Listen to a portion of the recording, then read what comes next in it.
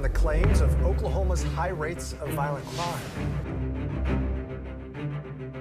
The rates of violent crime are higher in Oklahoma under your watch than in New York and California.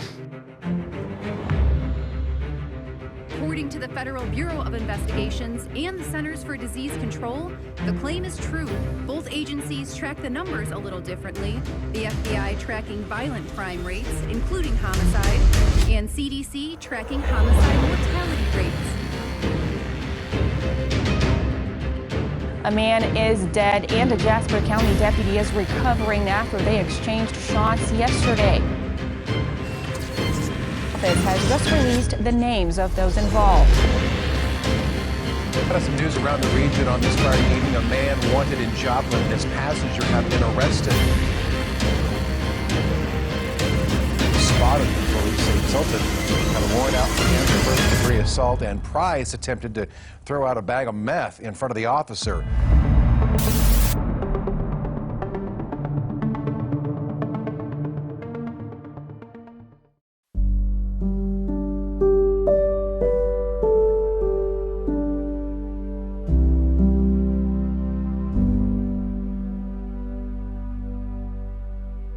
The Anti-Violence Project, it's really all a partnership, and it doesn't stand alone. We like to link arms with many groups like O-Gah-Pah Nation and O-Gah-Pah Nation Counseling Services. Yeah, the Shawnee Tribe, the Miami Tribe of Oklahoma. Also Freeman Ozark Center and Crossland Construction. Even our friends at Riverbend Casino. The Intertribal Council of Northeast Oklahoma.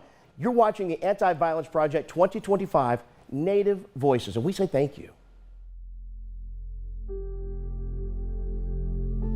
The Miami Tribe in Northeast Oklahoma has been on a mission to educate and keep their heritage alive, and that they believe it's a key in slowing violence and abuses within the community. Identity plays a huge role in their lives, and they shared with us how they do that and more. So how does that storytelling go? Storytelling's in the wintertime, because we only can tell them in the winter. But we have a really? winter storytelling event, and then we have a stomp dance, the last weekend in January.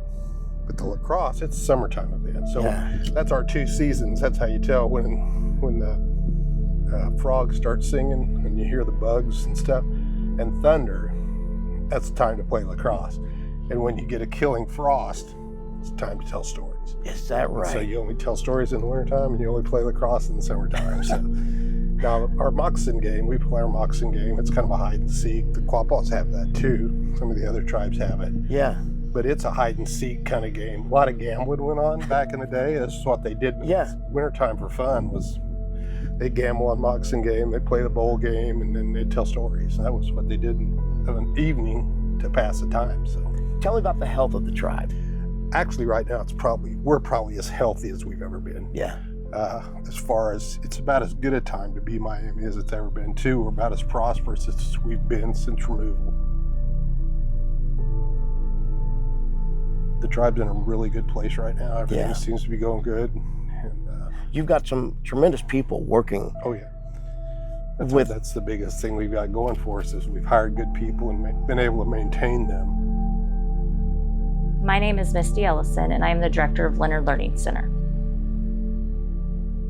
I have been the director of Leonard Learning Center for 23 years. I have been here since I was 17. I started as a floating teacher, so I would float throughout the classrooms, and then the director's position came open and I put my application in. I was 21 years old and I received the position, and I've been here ever since then. We have not had very many children that have had many issues as far as like a non-stable environment with their home setting, but we've had a couple.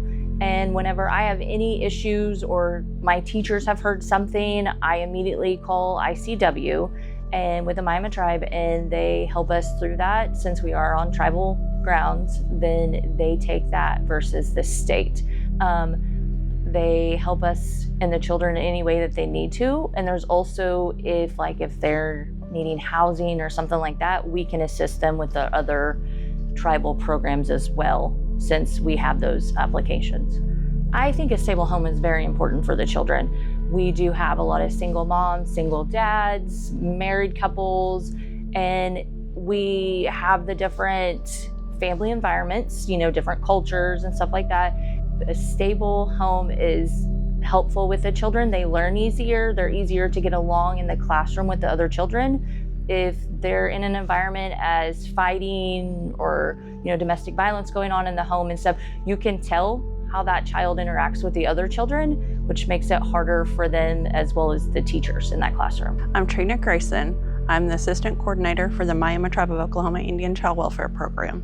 For someone walking into our office, they would be interested in possibly being a foster parent, adoptive parent for one of the children that is in custody. They could be interested in our prevention program, car seat program, diaper program, maybe seeking out different resources that aren't specifically offered within our office, but that we are able to help them obtain. Our first emergency call after I started working here, and of course they never come, during working hours. It's always, at midnight. There was a domestic violence situation within the home. I was able to sit with the children all night long until a appropriate placement could be found and arrived the next morning. So I had several kids, on pallets and office floors, and it just really is like, this is what I do. This is what I get to do. My name is Abel Stos. I've been with the Miami Tribe approximately 4 years. I worked in a part-time PRN position before I became chief in 2021, but I've been chief since February of 2021. The major issues that we're seeing in law enforcement and in Ottawa County with the Miami Tribe of Oklahoma has to do with the drug issues. We see a lot of methamphetamine use with the local level users, and those crimes of drug use go into property crimes. So it's a large conglomerate of things that hold together that start with the drugs. So drugs create property crimes. Property crimes also bleed over into domestic violence issues. They bleed into family health and human services issues because it all starts with people that are either having a mental health crisis or they're just not in their right mental state to be able to take care of the basic necessities that they have, not only for themselves but also for their families. So we have children that also get involved in those, of course, with those families. I think some of it is a social response, a learned response from the families and from the adults that have come through. For those people that we have contact with, Native Americans and non-Native Americans as well, that they have really a family history of drug use, and there's really not a way for them to either break the cycle or get out of that repetitious behavior. And so they have an expectation that this is the way that I've always lived, this is the way that, say, my brother or my father has lived, and so it's just kind of a normal attribute or attributed behavior based on the family dynamic.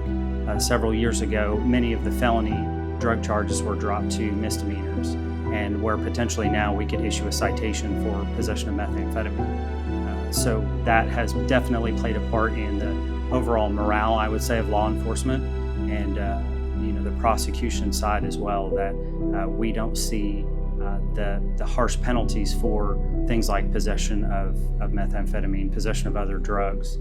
So that, I know, has played a part in it as well. We try to take good care of our employees. Yeah. So they don't leave. Once you get some at 20 years and somebody, we got multiple employees that have been here 20 years or plus. Wow. So families. That is centerpiece. Oh yeah. To the tribe, would you say? Yeah. Oh yeah. We got a language app that we use. What? You can search, for any word. Like if you want to put in dog, and did a search. Is that right? And so dog would just be, a limbless dog, but you click on the dog, and then it'll play it for you.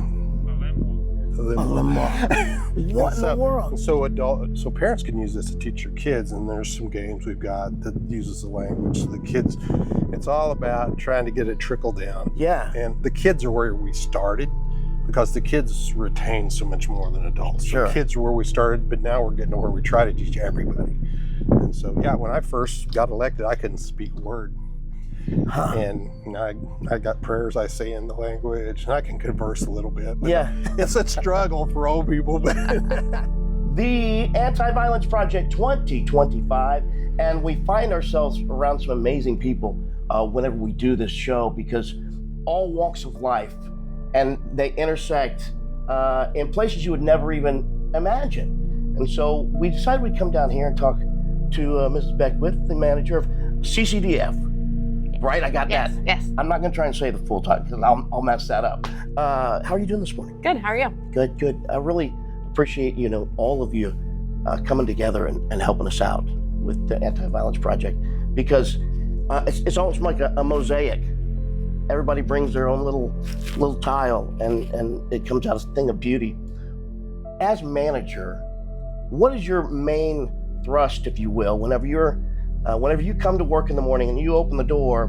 What are you met with? Some challenges that you really feel like you want to push forward? One of the key things that we do is supporting families and children with anything that they may be struggling with, and our goal is to support them with childcare services so that parents can work or obtain their education. Yeah. So regardless of the situation that they're facing or circumstances that they may be facing. Families need childcare, and they deserve to know that their child is safe while they're working or obtaining an education, and seeing families have that relief knowing that they fit financially, on the program, and so they're going to have that burden taken away, like seeing that look on their face when they realize, we fit, we meet all the guidelines, and so that's a stressor off of them. I mean, that's just in and of, and that's why we're here. That's what we want to do, is make sure that we can support them all across the board.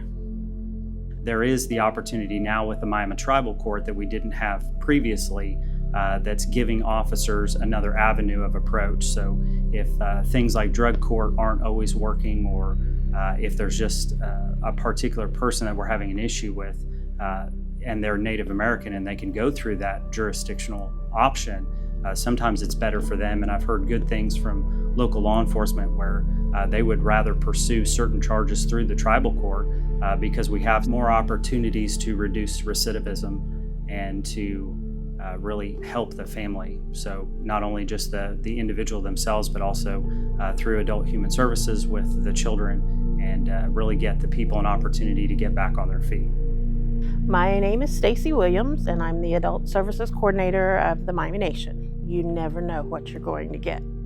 Adult Services encompasses a lot of different programs, so I have clients in different situations that come in every day. Might be a housing emergency or help getting into their first house, a rental. Might be substance abuse, needing treatment, inpatient, outpatient. Might be utility assistance. You just don't ever know. When I started, substance abuse was the part that scared me the most because I knew nothing about it. But those people that come in as your clients, you have such a bond with them because it's such an event in their life. It's such a big turning point in their life when they make the decision to go to rehab and stuff. One of my first rehab clients, their whole family came in, mom, dad, children, and I got to go through the entire process with them, keep in contact with the family while the dad was gone, and then watch him be successful through his treatment course and still remain friends with the family and get to see the successes they had from that. You're where you're supposed to be when you want to go to work every day, and you don't dread it, and it's not that place that I don't want to go. Standing at the forefront of the community and finding the innovative voices to carry the message of hope, the O-Gah-Pah Nation takes new approaches. You're watching the Anti-Violence Project 2025 Native Voices. Here's more.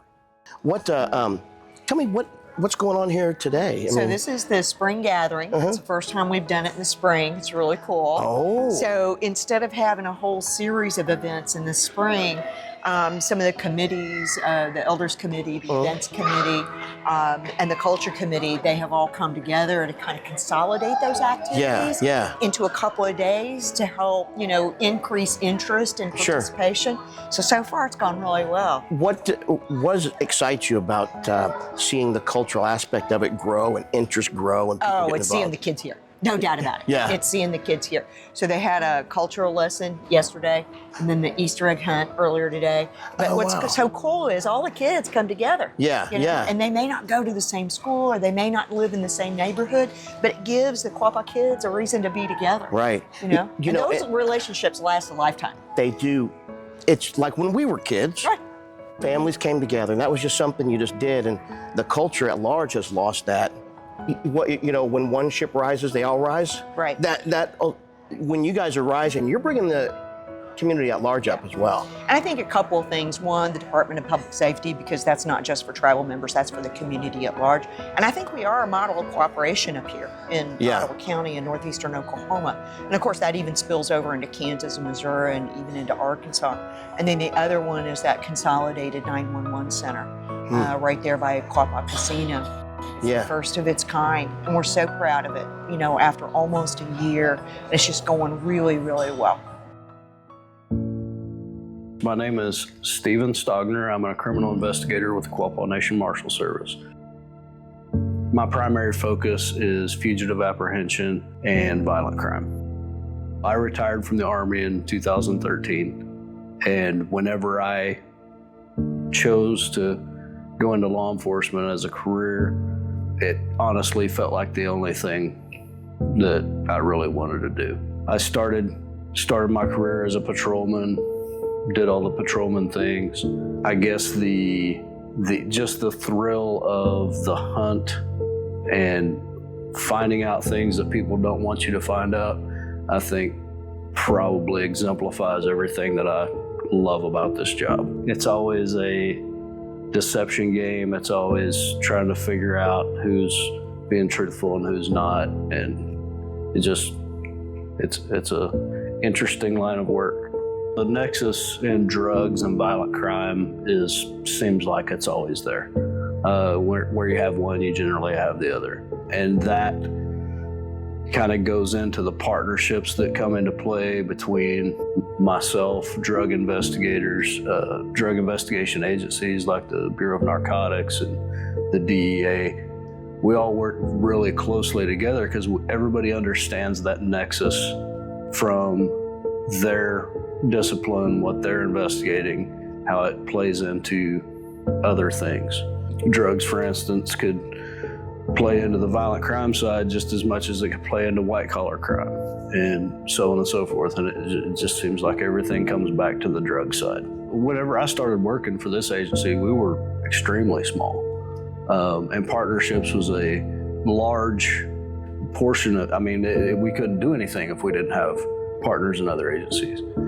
And since we've grown, our partnerships have expanded. We've taken more active roles in federal task forces with the U.S. Marshal Service, the DEA, the ATF, the FBI. We're taking active roles in those partnerships with those federal partners, which expands our resources and capabilities beyond what a lot of people really know. And our local partnerships we couldn't do anything here without, partnering with the Sheriff's Office, Miami Police Department, even Cherokee County, Kansas, where we have a great relationship with them.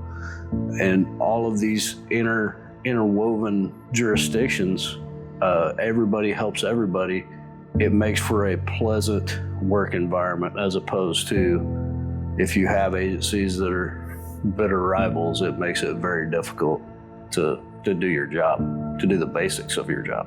As a father and grandfather myself, I got a soft spot for, a kid that's in distress. Obviously, it's our job to do that, but whenever a situation comes along where I can 100% make a difference in this child's life and impact them further down the line, whether I get to see that through or not, honestly, that doesn't really come into play for me. If I know that I did my part to set a kid, even a young adult, on the right path to success down the line, then I feel good about it. Domestic violence is bad everywhere, and there's a bunch of factors that come into that. Economic factors come into it, alcoholism, drug abuse, things like that all plays a part. And then there's domestic violence situations where none of that is a factor. It's just somebody's a jerk, And you have to take each one of those because every situation is different. And sometimes there's not just one person that's at fault. Sometimes there's both parties are at fault, or 2 or 3 different parties are at fault. But we have to investigate those to the best of our ability to get to the bottom, get to the truth of what actually happened, so that we can present that to a prosecutor and get the justice that's deserved.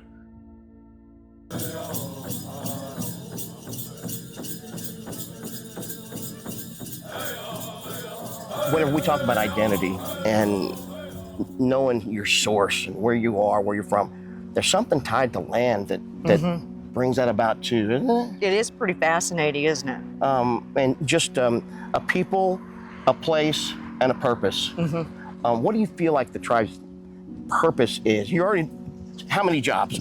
A bunch of jobs. Few thousand. You're doing so many things for the community and the tribe. What do you feel like that innate purpose is? Oh, it's pretty straightforward. It's to take care of our tribal members, provide for public safety and employment opportunities. Yeah. To me, it always boils down to those 3 things. Yeah. All under the auspice of protecting our sovereignty as a nation and reminding others that we are a sovereign nation. Absolutely. We do not have to abide by everybody else's rules. We have a beautiful opportunity to set our own rules, whether it's for education or employment or a variety of things. And that is a gift. And that gift has to be nurtured and cared for very, very carefully. When that works, that's a message to the country at large. Right. What would your great-grandparents say? Oh, gosh. I don't think they thought we were going to be here. You know, those were really difficult times, because by the time we got to the allotment era and people were dispersed and placed on that individual land and not living in a more communal way, which is our traditional way, I can't imagine the sense of loss, the sense of grief that they had to have had. And now we're trying to build that in a new, almost in a more modern era. And I'd like to think that they said, you guys go. Yeah. You go. Cheerleaders, like, yes. Yeah. They had to live a life of mourning almost their whole life. Yeah. So that you could live a life of celebration. That's right. We have an opportunity to break those cycles of whether it's violence, addiction, incarceration, all of those kinds of things.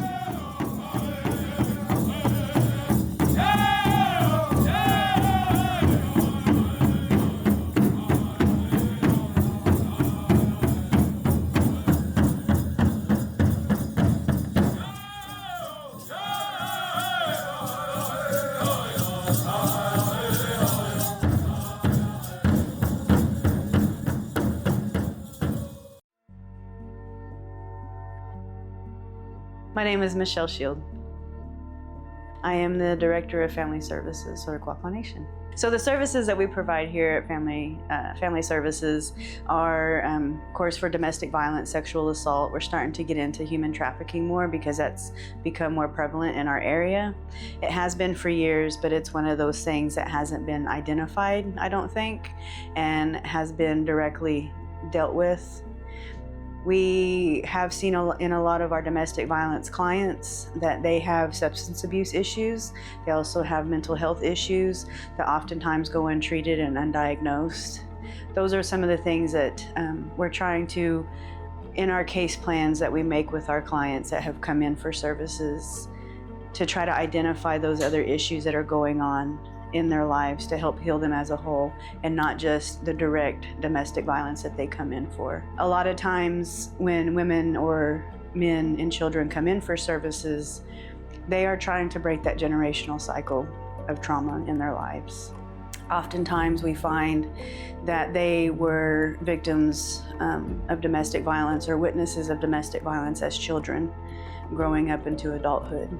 It takes 7 generations to break a cycle of violence.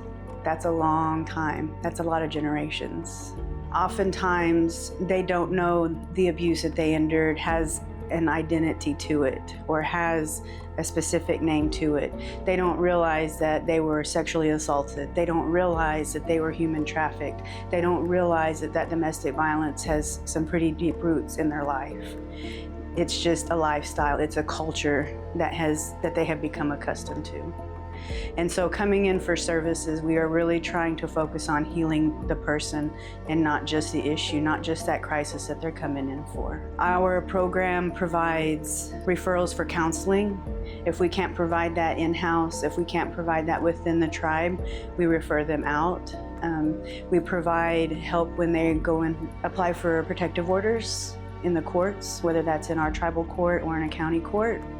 We also help with oftentimes custody issues that are going on in the domestic violence situations. We provide a lot of community resource referrals. Some things we can't offer in-house. We're trying to build our program to where we can provide those things in-house. Oftentimes we have to outsource. We will help them get on, if they don't have Medicaid, we'll help them get Medicaid. Their food stamps, things like that, to help become more self-sufficient, because oftentimes the ladies that come in, they are financially connected, and oftentimes they're not able to work, or what they do work for, they're not able to spend it on the things that they need. So with that, we do have in-house with financial counseling where they can learn how to budget. They can learn how, oftentimes the advocates will go out and help them apply for jobs. They will take them where they need to go to get those things done. A huge thing that they do is they're just there with them every step of the way. Sometimes you get papers thrown at you when you apply for anything. You don't understand. You're in a crisis. Our advocates help alleviate some of that panic, some of that anxiety, help make a plan and get them going in the right direction. And just having that support when they go to court is huge. So that court advocacy really has a huge impact, I believe, on the survivor and their success. The relationships with the community members that play a part in, help eliminating the problem of domestic violence, of sexual assault, of human trafficking against anybody is that cohesiveness together, working together, making sure that you have that support behind you. If you need them, they're there. Making sure those communication lines are open, making sure that if they might see a need that we don't see, that they communicate that with us, and then we work to build a better service delivery program, basically. Working with the courts. The courts know different things than we may not know. We may know different things that they may not know. We may have resources that they may not be aware of in the community that we've had to tap in, vice versa. So that communication, that working together relationship is very important. And I believe it'll continue to help us work together as a tribe, as a community, to combat the things that are an epidemic in our community. You know, as we stand here, as we walk on this land, this beautiful, beautiful land, there's something about conservation that you guys, how you work everything into the land. That's special. It is. Isn't it? I mean, and conservation is a message as well. That's right. That's right. It's taking care of this land, knowing that the bison were a critical part of that ecological cycle, and how they actually have the ability to help us replenish the land. That plus of other native species, a variety of other native species that we're trying to bring back. And I think that's going to be the cornerstone of when we continue to remediate in the Tar Creek site. I think those components become really important to building the watershed and reintroducing the right plants and the right animals to help us. And bees. That's right, and bees, plenty of bees. We need more honey. We need more honey. Thank you so much for taking some time out. Thank you. I really appreciate it. I learn something new every time I do this, and so thank you for educating, encouraging, and more importantly, you're providing solutions. And trying to. And you're setting the pace. Good, good. It's Anti-Violence Project 2025. Native Voices. Have you or a loved one been prescribed painkillers and now find yourself dependent? Severe withdrawal symptoms and strong drug cravings can make it almost impossible to quit without medical intervention, but O-Gah-Pah Counseling Services is here to help. We offer medication-assisted treatment, providing a comprehensive approach to recovery. With personalized care, we guide you towards a brighter, substance-free future. No judgment, just support. Do it for yourself, do it for your family. Call O-Gah-Pah Counseling Services today.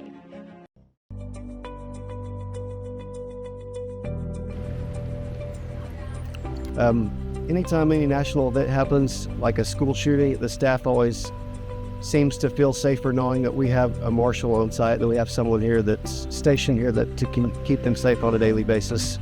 I think it's had a profound impact. I mean, even studies show if there's a police car sitting in front of a school, then they won't necessarily, it makes it come less of a target. We haven't had this in the past, and we were able to explain to them how tribal police in the jurisdiction, criminal jurisdiction works here. And how we basically try to reduce the criminal activity that's going on throughout our community. So really good interaction with the kids, trying to learn them at the age here in school, so they maybe have a better idea of what we do out here in the law enforcement field. I had people that kept me from getting into trouble, or I wouldn't be here where I am today, because if I would have got into trouble when I was in school, when you try to go and get jobs either in the federal or any kind of profession where they have to do background checks on you, or you have to go into a position of trust, even if you're a juvenile, it depends on what you do, it can knock you out where you can't get a job for the rest of your life. You know, it just depends. Some days it's more police, and some days it's more counselor, big brother. I don't know what I'm walking into on any given day. Sometimes I come here and get to be an adult, and other days I get to have people in my office and talk all day, and other days it's chasing reports just like any other police work. But I love it and wouldn't change it for anything or have it any other way. Just another example of our great partners, our tribal nations in Northeast Oklahoma, our 9 tribes. It's amazing. So, for example, the O-Gah-Pah Marshals are now providing law enforcement services for the City of Commerce. And the City of Commerce disbanded their police force, and it basically compacted with the O-Gah-Pah Marshals. It's just another amazing tool that Northeast Oklahoma is basically the hub of all tribal activity and tribal nations, things that we do together. And I continually say here in Oklahoma City, if you want to see how tribal relations are impacted with state relations, come to Northeast Oklahoma. Just truly blessed to have all of our tribal nations in Northeast Oklahoma. The broken window theory, and that's one of the things that we've been working with the cities, the cities of commerce to try to address too, is when you see areas within the city limits that, dilapidated houses, areas that's grown up. If we don't get those places kind of taken care of, you get criminal elements that sees that and thinks, hey, this is an area that, either people that's homeless or people that's looking for an area to commit any type of criminal activity, they look for those areas. So.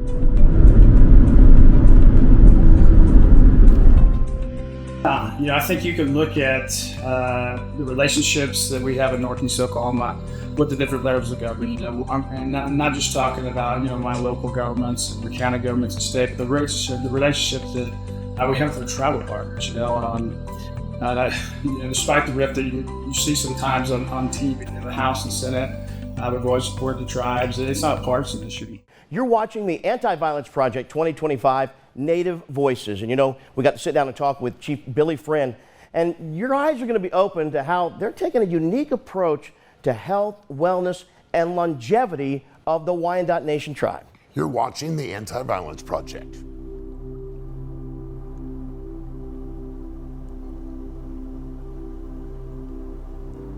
The Anti-Violence Project 2025. And yes, we continue taking us all over the 4 states to talk to a wide range of people. And our hope and goal is that we can educate, encourage you wherever you might be, and then find some solutions. And because we can talk about a problem, but until you have a solution, doesn't do a whole lot of good, does it?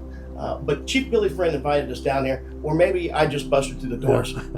Either way, we're sitting at Wyandotte Nation.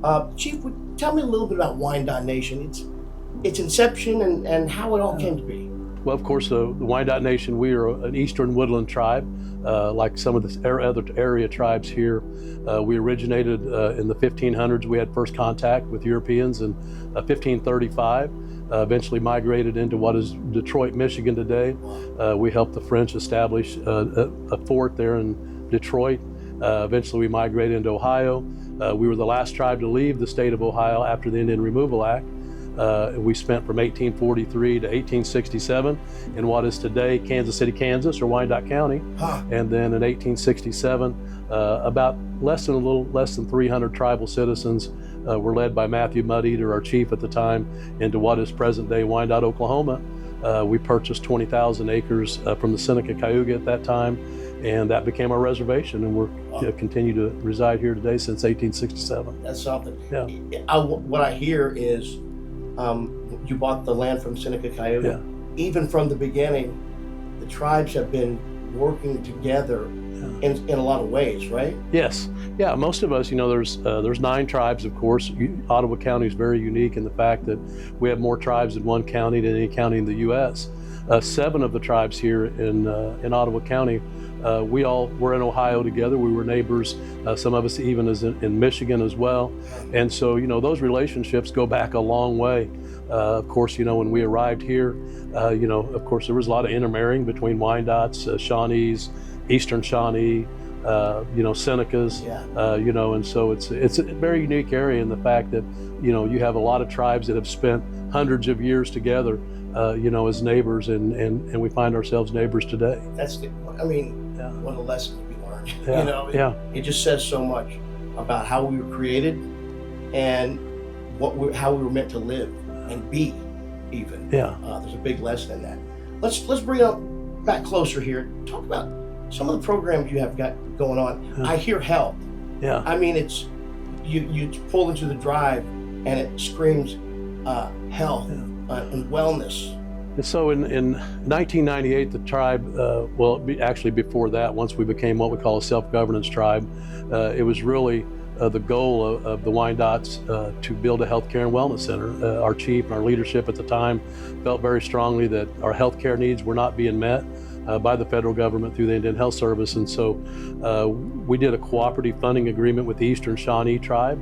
And so their health funding comes directly to us, and we provide health care for Wyandotte and Eastern Shawnee. And so September of 1998, we opened up the Healthcare and Wellness Center, Bearskin Healthcare and Wellness Center. We were one of the very first tribal wellness centers in the state. And so we were kind of used as a model after that. Wellness is a concept that we believe, that between healthcare, health education, and fitness activities, combine those 3 together, it creates wellness in a person. And a lot of your big costs in healthcare are on the healthcare side.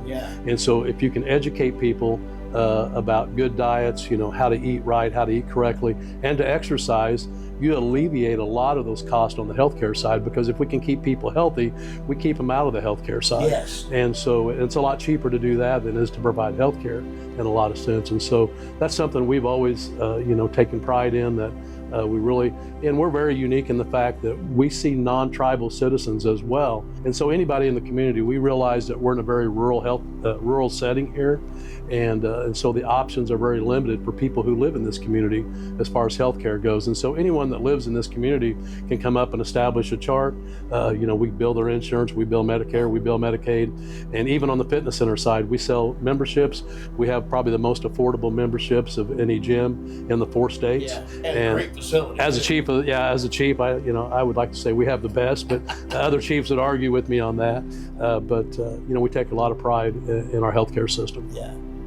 Leading the way in that, just like you said, the first one, the real template. You've been the template. You continue to do that in other areas when it comes to domestic violence and substance abuse. Tell me about what that arena with that nation. And really the domestic abuse and the crime victim advocacy programs. We work with all the tribes in this area. All the tribes There was a lot of funding that came out, around 2020, 2021, through the Missing Murdered Indigenous Women's, through that act, and so we begin to see a lot. And so we provide crime victim advocacy services, domestic violence victim services. We provide that within, I believe it's a 100-mile radius of here. And so not only do we provide those services for tribal citizens, and all tribal citizens, but also non-tribal citizens in this area as well. And so we work very closely, of course, with the Wyandotte Police Department and our own Wyandotte court system. But we've worked with Seneca Police Department. They use us as a resource. Newton County has used us as a resource. Other police departments in the area has used our advocates as a resource. And so, we feel like, the statistic is that 84% of Native women will experience violence sometime in their lifetime. And so anything that we can do to help alleviate that. And, we've got a great group of counselors, just a great group of men and women, that, of course, I say downstairs, they're the downstairs of our building here.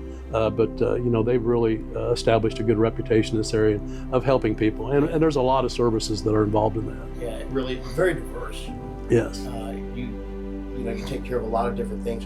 As chief, I know there's a lot of moving pieces. Yeah. Share with people how spread out you are. I mean, there are tribal members where in the nation, yes, in the country. So we have 7,254, and so about 5,500 of those citizens are scattered, all across the U.S. And so, we've extended all of our programs today that we provide through our economic development, and so scholarships, burial benefits, school supplies, senior energy assistance, just an array of programs. We provide those nationwide now to all of our tribal citizens. Every tribal citizen, we have a flexible spending account card. It's a Visa that can be used for medical, dental, optometry, and pharmaceutical. That every citizen, if they're a single person, they get $1,500 a year. If they're a family, they get $2,500 a year, but they can use that card anywhere they go. And so it's a way of us providing healthcare services outside of Oklahoma for those citizens that can't come here and participate at the Healthcare and Wellness Center. At least there's we provide a little bit of a monetary benefit to help offset some of those costs. Yeah. And so some of the things that we do. Amazing. Yeah. You mentioned elders, and talk to me about this a little bit. Not just the importance of elders to the Wyandotte Nation, but we hear of elder abuse. We hear financial abuse with elders, and what I've heard is you place a big emphasis on making sure your elders are cared for. Yeah, and that's something that's passed down. It's something that's you'll see in every tribe here in the state of Oklahoma here locally. It's something that we're taught as young children, that to respect and honor our elders. They contain they have a lot of wisdom, and so we do everything that we can to take care of our elders. We have an elder housing program here. I'd say we're probably the very first tribe in the area. In 2006, when the stimulus money under Barack Obama, President Obama, when the stimulus money came out, we had already had all the infrastructure in place. And so for those who remember that far back, the buzzword was you had to have a shovel-ready project.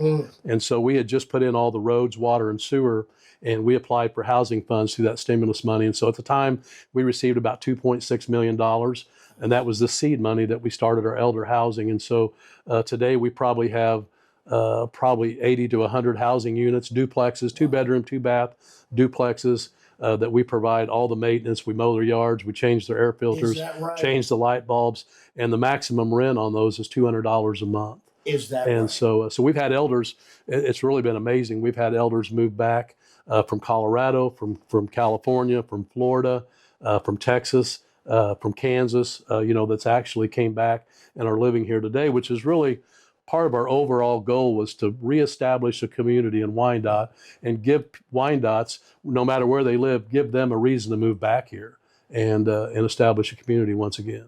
Have you or a loved one been prescribed painkillers and now find yourself dependent? Severe withdrawal symptoms and strong drug cravings can make it almost impossible to quit without medical intervention. But O-Gah-Pah Counseling Services is here to help.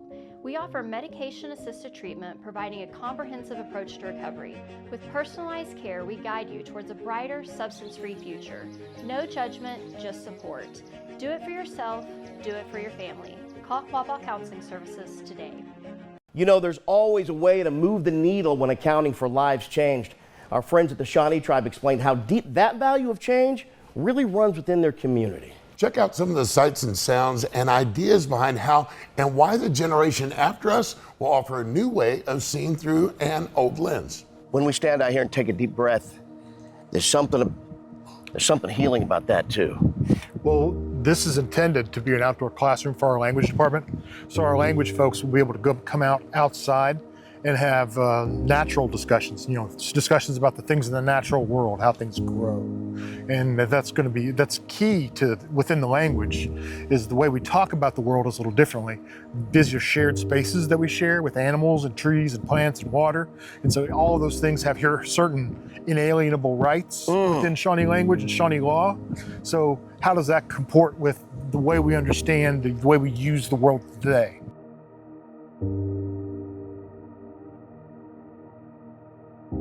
The Anti-Violence Project 2025, and the Shawnee tribe has been so generous with their time to sit down and talk with us and hear about what you're doing.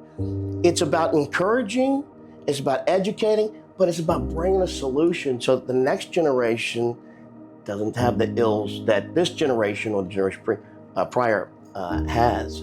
And Tana, you're right on the front lines. We are with our department. What is the department? Explain that a little bit. We house the behavioral health department, and we have one full-time therapist, one part-time therapist, and a case manager. And basically, we work with victims of crimes. And so that's not just Native Americans, it's non-Natives also. Yeah, there's no one size fits all. No, definitely not. Each case is unique, and it's an individual case. Whenever you step into work and when you stepped into this position, we've all been affected by domestic violence one way or another, right. Whatever the case may be, or violence. Has that ever been a part of your life that helped you kind of, oh, I see. Absolutely. Yeah. I was a domestic violence survivor. So it's very near and dear to my heart that we help these people, because back when I went through it, there were not programs to help like there are now. So I think it's really important to spread that word that there is help, and we're willing to help. We want to help them, these people. And it's not just males, it's females, it's males also. Yeah. And we will help with services for them and children. That's not talked about a lot. No, it's not. And it's an important issue that, I think that males don't feel like they have a place to turn because people don't talk about it. Yeah. It happens, and they need just as much help as the females do. What's something that you would have liked to have known that you'd want to share? Of course, people are watching this right now, and it can be a hopeless situation. Absolutely a hopeless situation. And I think there's just so much that goes with it. It's the economic hardship. It's, watching your kids experience that with you. It's, your family that doesn't know where their place is when you're going through that. There's a lot to it. I've heard recently about financial abuse. Right. That's a real subject. Right, it's a real subject, and it happens to most victims. I mean, that's a way to control, is to cut off their finances. We don't talk enough about emotional abuse, which I think is just as damaging or more damaging than the physical abuse. So, and that's a new thing that we are incorporating into our behavioral health program now, is treating victims for emotional abuse. Oh, is that right? Yes. Deep scars it can leave. Yes. Generationally. And Oklahoma itself has more generational trauma probably than any state, when you look at all the things that have happened in Oklahoma. Yeah. But you're on the quest to solve that, though. I see it in your eyes. We're trying. We are trying. I mean, this is a new program. We've had some really good results. We're collecting a lot of data from our program. We take assessments like the PHQ-9, which is a depression measurement, and many other measurements. And one of the newest things we're doing is a HOPE scale. Whoa! Yeah. I like this. Tell me about it. So the HOPE scale, Dr. Chan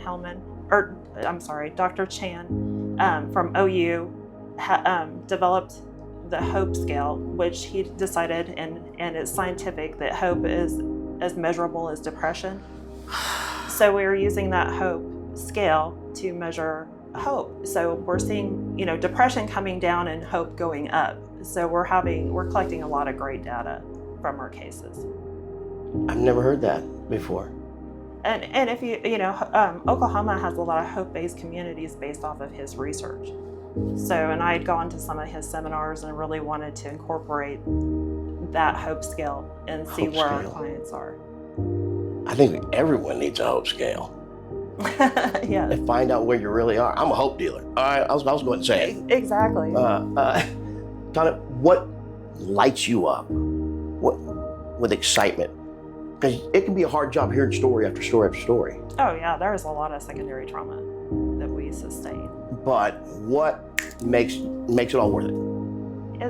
It's seeing those clients heal, and when that light bulb goes off, like, I don't have to go through this anymore. I'm stronger. I'm going to turn things around. I'm not going to fall into the same, cycle. I'm going to do things. I feel better, and that makes our job worth it. Well, keep doing it. Thank you. We plan on it. It's awesome. It's awesome. Shawnee Tribe really changing the world. Changing the world, and a true template for the rest of humanity, as far as I'm concerned. We're going to talk more Anti-Violence Project 2025. What's your hope for the generation after us? I want to see in 5 years' time, I want to see little kids talking Shawnee, small children.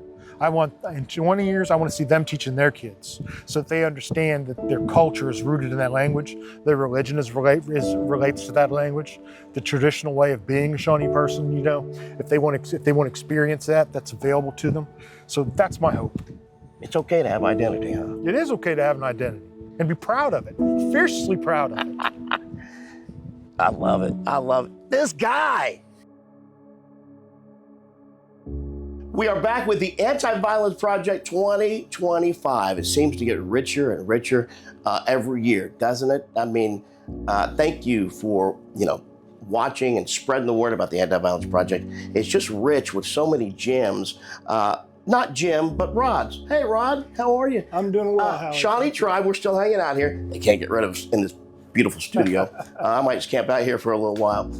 You're the tribe court director. That's correct. I got it right, Rod. You got it right. Tell me about a day in the life of Rod. Day in the life of Rod. Rod wakes up expecting one thing and finds out that something else is in store. In the business of courts and tribal courts especially, we never know what our day might bring. Yeah. Every day is different. There's no two that are just alike, mainly because we're there for the Shawnee citizens, and every Shawnee citizen has something different going on in their lives that day. So we're always flexible, we're ready for it, we just never know what it might be. How do the court system differ, and you guys really make it unique for the tribe and for the people and individuals? How do you do that? How do you stay flexible and on your toes like that? It can be difficult. The Shawnee tribe established their own tribal court by constitution of the tribe back in 2001, but there was no money for it. They couldn't fund a court system, so that basically lay idle until 2019, and the leadership of the Shawnee tribe had funds available, and that was a goal of theirs, and the leadership for many years was to fully fund and establish that tribal court, and that's what they did. So in 2019, we officially established and opened the Shawnee court, and then I was fortunate to join that team in January of 2020. Wow. So the tribal court, explain it for somebody who's watching who may not understand. You've got, when we talk about court systems and jurisdictions and things like that, tell me about that. How does it work with other court systems and jurisdictions? Actually, we can work with other court systems. We have just this past year entered what's called full faith and credit with state courts of Oklahoma. And that's basically a reciprocity between the Shawnee Tribal Court and all the other state courts, that they recognize us, they honor our orders, and we do the same for them. So it's kind of a partnership, if you will. Yeah. And that gives us the ability to work with each other along those lines. That's huge. It's big. Huge. It is. And not every tribal court participates in that, but we're fortunate and we're proud to enter that agreement. It allows you to help a person in different ways too. It does, yes. Because oftentimes, the Shawnee Tribal Court is there mainly for Shawnee citizens, to give them quick, easy, and often economical access to the judicial system. But they may find themselves in a state court, or they may find themselves in a local court. And they have the ability to seek to transfer that case out of a state court into the Shawnee Tribal Court. There are a lot of pieces involved in that, Sure. but it is something that can happen to where Shawnee citizens can actually bring their case and their need for a court into the Shawnee Tribal Court. Yeah.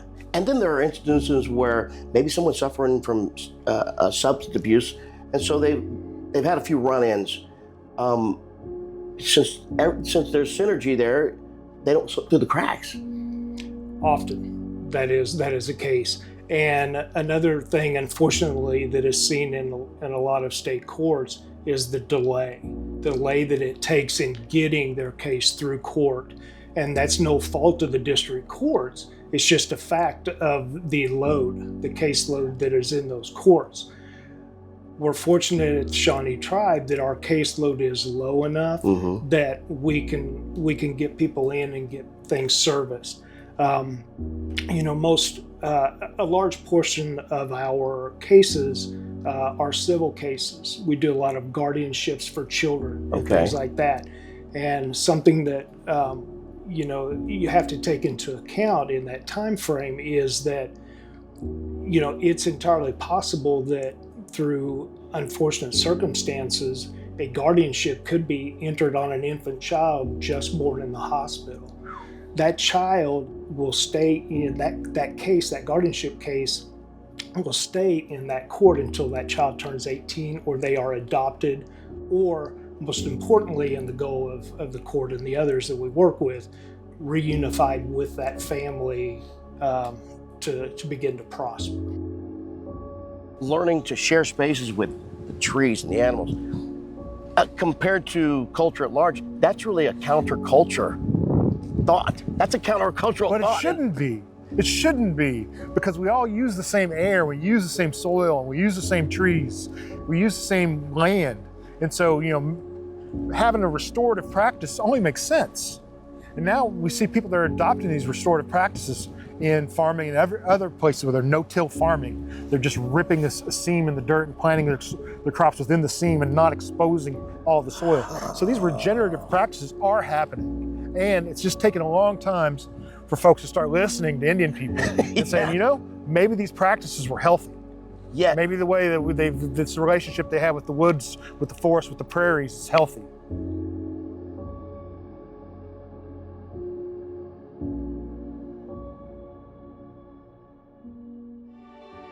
My name is Weena Supernaw, and I'm the Quapaw Nation Business Committee Chair. So it's really important to us to provide for public safety, not just for our tribal citizens, but also the entire community. Just based on family relationships, people who've gone to school together, people who've grown up together. We don't just care about Quapaw Nation tribal members, it's the entire community in which we live. The days of allotment when only the Quapaw resided here, those are long past. We're in a different era. We care about all the kids, we care about all the elders, and public safety is the way that we make sure that our community thrives and continues to grow and prosper in the many years to come. My name is Amy Mercer, and I'm a physician associate. I've worked out here at Quapaw Counseling Services since 2012. I definitely think there's a relationship between drug use and violence. It's probably a tricky question on which comes first. They're probably just very intertwined. But definitely people who are addicted to alcohol or drugs, they're having those highs and lows. They're they're not feeling well physically. They're usually not in good headspace mentally.